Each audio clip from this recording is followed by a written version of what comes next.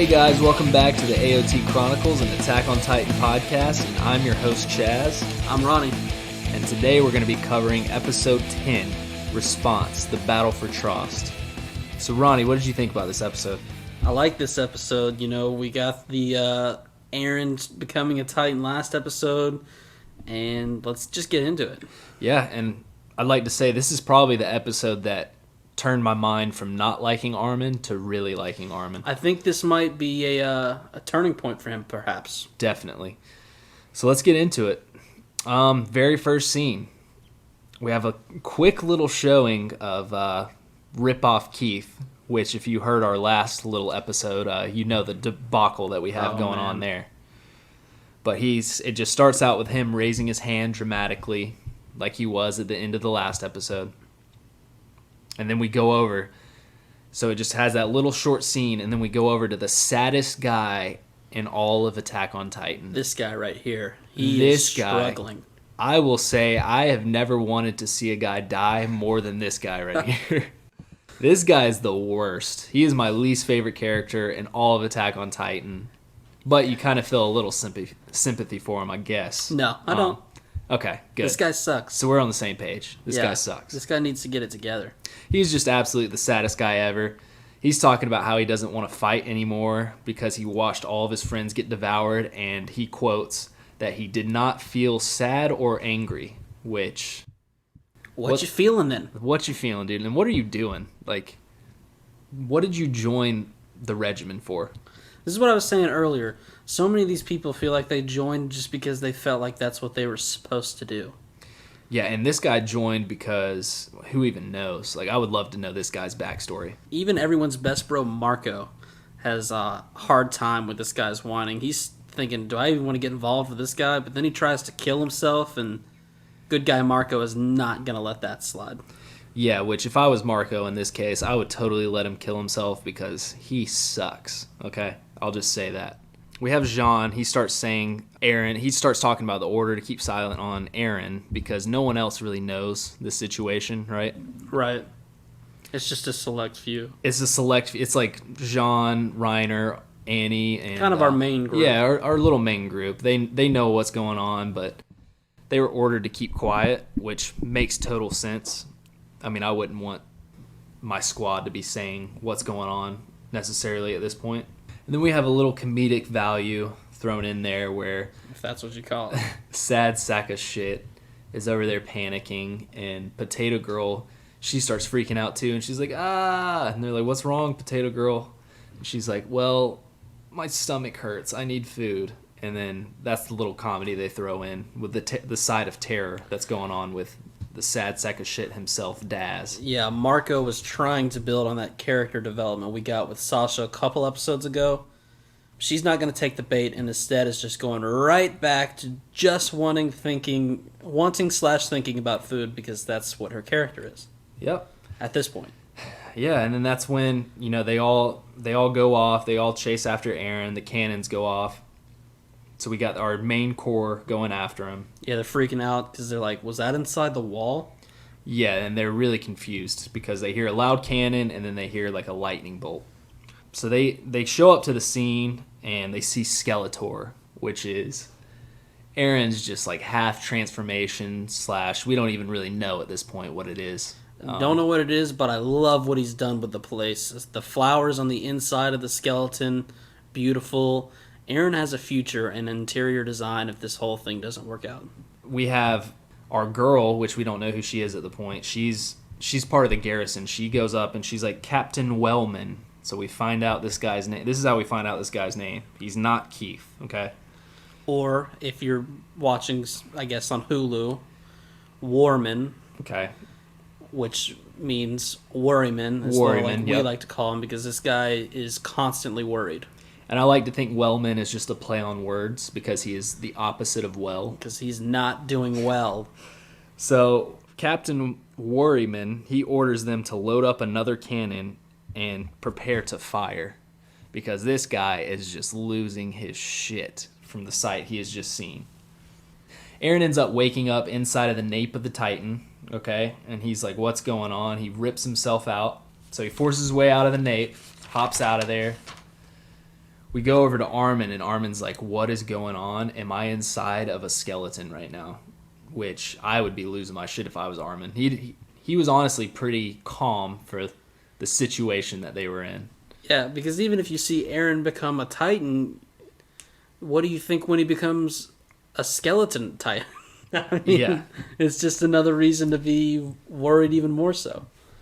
And then that's when he puts his big brain to action, and he just starts rattling off questions, and he's just questioning everything that's going on.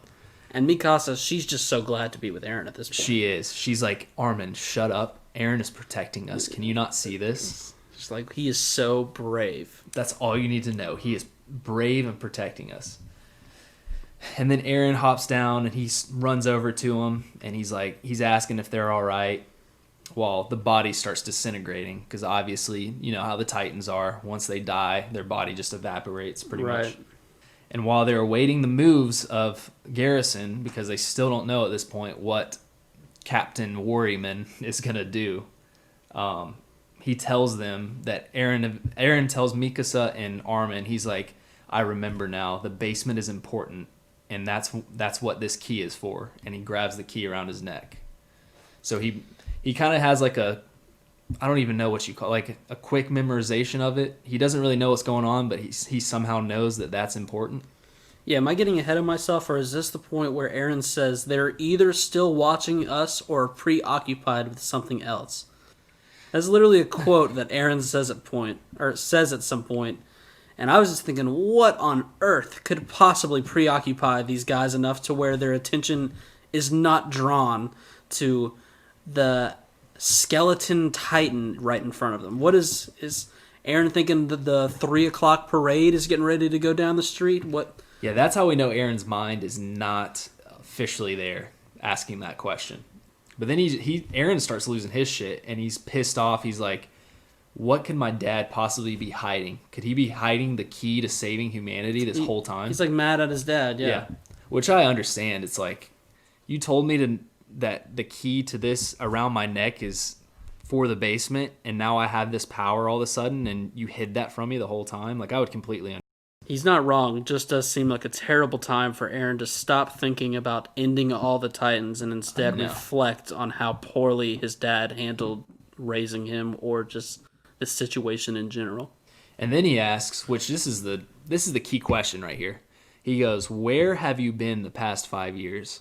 I think everyone at this point wants to know where the hell his dad has been the past 5 years. Yeah, because he seemed to make it through the initial Titan raid, and the first part. Yeah, and he's like, "What have you even been doing? You've had the key to humanity, and I don't even know where you've been the past 5 years." But as the smoke is clearing up, Eren is telling them, he's like, "I'm getting out of this. I'm heading for the basement. Like, I know if I can get out of this on my own and just leave y'all here, hopefully they won't arrest you or torture you or anything like that for answers, because it'll look like I wasn't a part of y'all's group." Yeah, we try and keep count of things. I wish we had gotten on this earlier. We should count how many times Eren tries to put distance between him, Armin, and Mikasa, because he does this all the time. He's like, you know what, guys? I'm going to the scout regiment. And they're like, you know what? We are too. Or, you know what, guys? I'm joining the troops. And then they go, that seems like a good idea. We'll do that with you, Eren. He just can't get away from him no matter how hard he tries. Especially Mikasa, because she is not having it. No. She instantly says, Eren, I'm coming with you. She's just been smiling, looking at him this whole time, and then he says that, and it like snapped her out of it. And she was like, you were not going to do that. He even said, too, he was like, I don't know necessarily how this Titan form works. He just says, I know it was natural. It was like moving, the way I like the way he describes it. He kind of describes it as like the way you move your arm. You don't even instinctively like think of it. You can just do it. Right. Which we could kind of see how he's just connected to this thing. Yeah. It's a plankton inside SpongeBob's brain, where he shoves the antennas into his brain and he just starts walking with them. This is exactly what this is. It's exactly like that. And then after Mikasa says, she's like, I'm coming with you, Eren. He's like, shut up, I'm not a child, which I kind of agree with him at this point. Like, it's almost like she's treating him as if she's his mother. She's just got to give him a little space at some point. It's a little creepy, I'll say that. But that's when we go to the calling card. It goes to the cutscene of the calling card. And it starts talking about yeast, which kind of comes out of nowhere, but a special yeast made only in Walsena that keeps items from spoiling when placed in storerooms or tents. By doing this, storage caches with this yeast along supply line. You know what? So who really gives a shit? Let's just continue on. Oh my god. So we go back to Captain Worryman, and he is just having the ultimate Keith moment, is what I like to call it. He just looks in ultimate Keith form right now. Right. I love this guy's look. Yeah. I mean, everything I said about Keith in episode 9 that actually wasn't Keith still applies to Kit's here. This guy's such a warrior, and he looks just terrible. He looks terrible. It's like he's simultaneously going through a heart attack, but he's fine at the same time. I didn't think anyone looked worse than Keith until I met Kit's. Yes, that is correct. And Armin is having a brain blast moment. You know how Armin has those things. And he's like, oh, okay, it'll take about 20 seconds for the cannon to be loaded, and then Aaron can leave in that time, and we won't have to worry about it. He can completely leave within 20 seconds. No problem. No problem 40 whatsoever. people around him. He can get out of this situation. 40 warriors around him with just swords and a cannon being loaded. They've got this. But then Armin starts having flashbacks, and he's saying he's nothing more than a coward after all, and that these two have saved him time after time, and what has he ever done for them? Yeah, he's just losing his mind right now. He's thinking about every time he was helpless and they came and just saved his ass. Right, and he's even talking about, he's like, how can I ever get on their level and equal ground with them? Like, I'm not equal to them. I'm just a coward. It's like, these are top 5 students in the class, and I was 167th. Aaron then interrupts Armin's sad flashbacks with his own plan. He says he can't run, that the smartest thing to do is to utilize his ability and strategically with all of the troops that are around. So he's basically saying somehow we need to convince them that I'm on humanity's side. Yeah, he turned into a Titan one time, which he literally did not remember. He just woke up in front of all these people and was like, well, it's a good thing I'm not a Titan. And then someone just said, hey, Aaron, you are a Titan. He goes, oh, okay, cool. And then he mistakenly became half of a Titan, just a skeleton version. And so now he's straight up making plans of, well, I've got this new ability now, so that's going to stay forever. So let's just make plans around me. Like everyone's just going to flock to his side. But I love his enthusiasm on that. He's never short of enthusiasm, that's for sure. And then the funniest part is that after Armin is just having the crisis on his hand of calling himself a coward, Aaron puts all of the pressure on Armin. And he's like, it's up to you to convince the garrison that I'm not a threat to humanity. Which is just hilarious because Armin was just talking about how much of a coward he was. He'll never be on equal ground. And then Aaron's like, by the way, it's up to you to save us right now. Yeah, they're good friends. And they help him realize, like, yeah, that's not your thing, Armin, but you help in a bunch of different other ways. And if it weren't for you, we wouldn't be where we are either. Exactly. And Armin even asked him, he's like, why do you trust me like that? And that's when they say that exact same thing. They're like, in every bad situation, you just seem to know what the right answer is. And he does have the knack for that. Even though he was a coward during the time that Aaron got eaten, or he got eaten and Aaron saved him. Yeah. He still kind of knows in bad situations what to do. He's just not, he doesn't have the physical, athleticism like they do. Yeah, everybody's got their own skills, and Armin just hasn't realized how valuable his is yet. Yeah, and then Aaron even recalls the time Armin went and got Hans to help them 5 years ago. Like, Hans would have never came and saved him. Hannes, yeah, sorry. I think they call him... That's another thing with this situation. The names are so... Hannes, I've heard Hans. We don't really know why Japanese people have to say 7 different names for the same name. If you read the mangas, you can just call us assholes, because I will not be afraid to admit that however they say it in the mangas is the correct way. Right. I don't know why they did all this name-changing anime stuff, but it's very confusing, and it stresses me out. It stresses me out, too, and it also stresses Armin out. I just wish Keith was Kit's. I do too, man. But hey, Keith is just a mere bystander. Wink, wink. Anyways, so Armin, he starts saying, oh, maybe it was just me that thought I was useless. Maybe everybody else does think I have a purpose, and I'm just the only one who thinks I'm an absolute coward. Which, no, Armin, we did too, but... And now he's gone, like, way the other opposite. Yeah. He's like, oh, actually, I rock. What? These people would all be dead without me. There's a happy middle ground, Armin. Running out of time, though, Armin stands up proudly, and he's like, you know what? I'm going to convince him, Aaron. Thank you so much for that awesome speech. So in my favorite part of the episode, it comes like right here, because Aaron tells Armin he has 15 seconds to decide on what, if he's going to go through with this plan, on convincing them that Aaron can do this or not. Mm-hmm. And then 2 minutes and 53 seconds later, we see the outcome of that decision. Aaron, not great at guessing how much time he has left. No, and that goes hand in hand with an anime thing.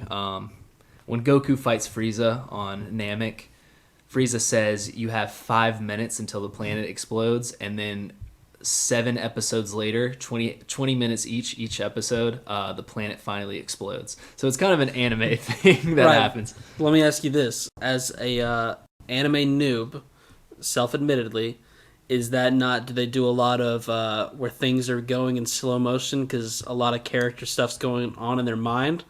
Because that's the only reason I'm picking on this, is everything they're saying, it's not like Aaron's thinking to himself and things are moving slow. They're just straight up having a conversation. They are, and that talking is almost a free action, okay? That's how anime works. Not as bad as in JoJo's. If anybody's seen JoJo's, you know talking is an absolute free action, but yes, you are right on that. Anime does do that a lot. Either that or they're just terrible at guessing time. It could be either way. I love it either way. But Armin then goes up. He slides. He has the coolest slide. Let's just talk about that. Oh, yeah. He has the sickest slide. It's a sick slide, but I would also say, hey, if you got 100 people already on edge, maybe do like a crawl out there. You know, very slowly announce yourself. Don't go in there sliding like you're... What does he even look like he's getting ready to do? But it's dangerous. And then my favorite part, he's trying to slides out there all fast. And Captain Worryman has the yelp. He goes, ah, like that. Yeah. And that was my favorite part of the episode, by far. He's very scared. No one else makes a noise except for Captain Worryman.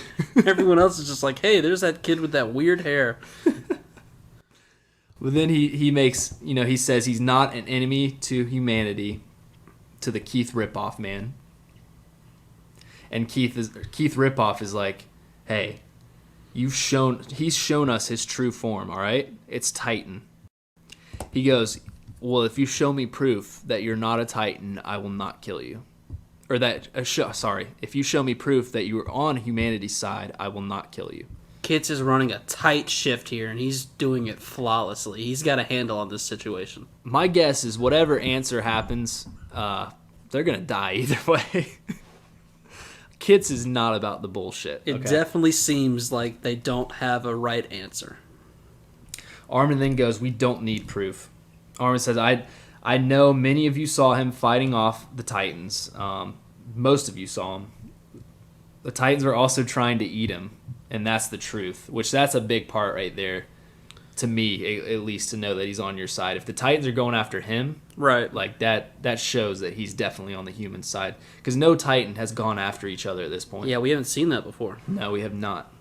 So everyone starts to realize Armin is right, and Keith Ripoff is like just panicking his nuts off. He's the only one just absolutely not listening, and he's prepared to just kill everyone. Well, he's certainly not using his inside voice, I'll tell you that right now. Not at all. I don't think he has an inside voice, but he's not using it if he does have one. He tells everyone, he's like, don't be fooled. They can be pretending to be humans. They could just be they could be disguised in their own language and be pretending to be humans. Don't be fooled by these. Armin's like, pretending to be human? I've been a human this whole time. I wasn't the one that was half skeleton, half Titan. Armin then realizes, he's like, oh, this guy hasn't slept in a year. He cannot think. If you don't have sleep in that long, there's no way you'll be able to think correctly. So he's like, this guy's not even trying to think. What is he doing? And Armin's too smart for this guy. genuinely. Then Armin puts his hand over his heart. I'm sorry. Before I get to that, he turns to Eren and Mikasa, scared shitless, because he realizes his plan's about to fail. And Eren gives him that nod. And Eren gives him a nod that just says, "Hey, buddy, things are going great." And I knew Armin was about to just rip one off after he saw that. Did you? If your buddy gives you that little nod of approval, you know that something good's going to happen. So then Armin puts his hand over his heart in the most beautiful speech. Okay, let's talk about the music playing in the background. I mean, the music drops in. It's the most badass salute I've seen thus far. It's tight. By far. Tight. No loosey-goosey on this. I mean, he's locked in. He talks about being a soldier. He's dedicating his life to the revival of humanity. If it cost him his life, that's fine. If we use his Titan powers, we can take this town back. He shall wish for humanity's glory. Which I thought, it was just beautiful. The way he said everything, he was yelling. Yeah, the speech was great. This is the first time, Armin, you're really starting to kind of nod your head and like, yeah, man, get it. This was the moment I liked Armin. I realized I really liked this character. And that's when the garrison comrades, not necessarily Mr. Worryman, but the comrades start looking around and they're like, maybe he's right. Like, his speech was so good, they start to go on Armin's side. Like, he seems way more dedicated than I've ever thought about being. Yeah. They start just using common sense, and they're like, whoa, maybe we should listen to this guy. And that's when Keith Ripoff, he is just having the worst day of his life. He is not having it, okay? He's panicking. He walked into this whole event with one thing in mind, and that was he was not going to be fooled. No. It doesn't matter. If they're disguised as humans and they're really Titans and they're using human language, he is not having it, okay? So he starts to raise his hand. He's like, no, I'm getting ready for the next fire. He's raising his hand up, and right when he gets to the top of his hand raise, that's when Pixis grabs him from behind. And Pixis is awesome, okay? Let's just go ahead and say that. He's an amazing character. He knows that Mr. Worryman is not using common sense whatsoever. He just basically tells him to chill the fuck out and to go lead the reinforcements, that he's got everything from here and he's going to listen to these guys. And after he grabs Mr. Worryman's arm, he's like, did you see this boy salute? Like, what are you doing, man? You need to chill the fuck out. Go get some sleep. Go lead reinforcements. Yeah, I am team Pixis is the new Commander Keith. Yes. As far as I'm concerned. He just has a certain aura around him. He's badass. He's definitely got some issues that we'll talk about later, just on a personal level, but it makes me love him all the more. He has a sick mustache, too. The mustache is pristine. Yeah, he's just an awesome character, and Mr. Worryman, we need to get him the hell off the screen. How did he even get here? That's the thing, is like, how did a lot of people get into the position that they're in? I mean, Keith would have been great for this position. If Keith had been the one that was going off here, I would have typed up 17 pages on how it made me feel, but it just doesn't hit the same knowing that it was Captain Kits. I completely agree. Captain Kits, get off the screen. And that's when we go into a little cut scene and they start talking about Pixis and how important Pixis is. Get back to a real character. Real character right here. And we find out he's the High Commander in charge of the southern region, and that's including Trost. But he's the highest command of the whole southern region. Yeah, he was described as a hardcore eccentric. And as they're saying that, he's also explaining how he wouldn't mind getting eaten by a Titan if it was a knockout female one. Knockout female one. I loved that line. That dirty dog. You know this guy's a badass when he says something like that. Me too. Okay. And then we got Captain. It goes back to a little cutscene of Captain Worryman. And he's just off his wagon still. He's going to the reinforcements, but he is still off the wagon. And we go over to Pixis, and Pixis is in mid-convo with Eren and Mikasa, and it basically implies that they already told him the whole basement situation and everything. And he goes, so if we go to the basement, we should find out all the answers. And that's when Eren's like, I believe so. Eren's like, listen, man, I just have a key around my neck and some vague memories. I didn't even know I was a Titan until 30 minutes ago, But yes, I believe Yeah. if we get to this basement, we're going to figure a lot of things out. My dad has told me since the age of 8 that I need to somehow get to the basement in the future. That's all I know. I thought he was just brewing IPAs down there, but it turns out it might be something more. Yeah. Yeah, and then Pixis is like, well, I'll trust you then. Whatever. I'm all in. Which I love him for that, because he kind of realizes, like, if we don't have any other answers, how the hell are we going to win in this fight? Yeah, they're grasping at straws at this point. They need Yeah. something to go. I mean, they can't just keep lining up with cannons and hope that the Titans are going to walk away, because it's just not happening anymore. And Pixis uses common sense, and he's like, well, if Aaron was actually fighting the other Titans off and they were trying to hurt him, he's obviously on our side. Right. There's got to be something there. And then he asks Armin, too. He's like, how do you plan on using this Titan? What is your plan for this? And Armin's like, I think that we can try to seal up the Trost gate. And he's talking about we can fight him off, and I think Aaron can take that boulder and seal up Trost. Which is I'm going to be honest, the first time I watched this, I didn't even think of that solution whatsoever. I was just thinking of Aaron attacking the other Titans. Yeah, it's a great callback because we get like this random little moment in a past episode when the Titans first break in and Armin mentions the boulder as a way to stop them, and then we go away from that for like a good 5 episodes. I don't even remember how many episodes it is, but he calls it back because it's been in the back of his mind the whole time. Yeah, and it's like they had no other way before Aaron's Titan to actually move that boulder, but now they actually have the means to do that. You can call me a bitchy nitpicker here, and I wouldn't blame you. But for some reason at this point in the episode, I was just now noticing that while they're at the top of the wall, Aaron's soldier uniform is gone. He's just wearing like a light green tunic. Where do you think that went? That just disappears when he becomes a Titan, and he just is left with this. I believe that he was cold or something, and Mikasa just gave him some clothing. Okay, all right. That's my thoughts on that. I feel like anytime something happens to Aaron, Mikasa's like, here, just take this, and just gives him something random. Yeah, it's just random because like he got swallowed in his uniform, and then this is the next time we see him. He's just walking around in this link green tunic. Maybe it was all slimy or something. Who knows? But I think you're a little nitpicky bitch on that situation. I did tell you could say that, but I also don't accept your answer either. And then Pixis, we go back to Pixis, and he's like, Aaron, do you think you can seal this wall? And Aaron's like thinking back, and he's like, I don't know. Like, I don't know if I can do it. I think I might be able to do it. I don't know. And then Pixis is like, no, I'm not asking you if you will. I'm asking you, will you do this? And then Aaron goes, I will. I'll do it. And that's how we end the episode right there. We're leading up to something big. We are. And hopefully Aaron can do it.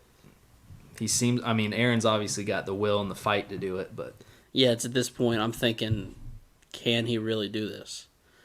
Because it's a pretty lackluster plan if you really think about it. It is, but they're all out of options, and I like how Pixis, he finally steps in, and he's the one that he pretty much says that. He's like, we have no other options. We got to come up with something. So we're going to roll with it. And you need somebody like that. That's just kind of, because he's not, I feel like Pixis is definitely, he thinks outside the box, probably a little too much. Yeah. But you need somebody like that in these situations. It's a much different episode. Everything pretty much took place right in that same spot. We got a little bit with the other group and kind of the city, but it's all kind of this standoff, and we'll see what happens next episode. Yeah, but I really enjoyed it. Pixis, new favorite for me. Yeah, if you're liking the podcast, go email us at thepodcastchronicles@gmail.com. If you're hating the podcast, also do that. Subscribe to us on YouTube. Give us a thumbs up. And I guess that's it. We'll see you next episode. Peace.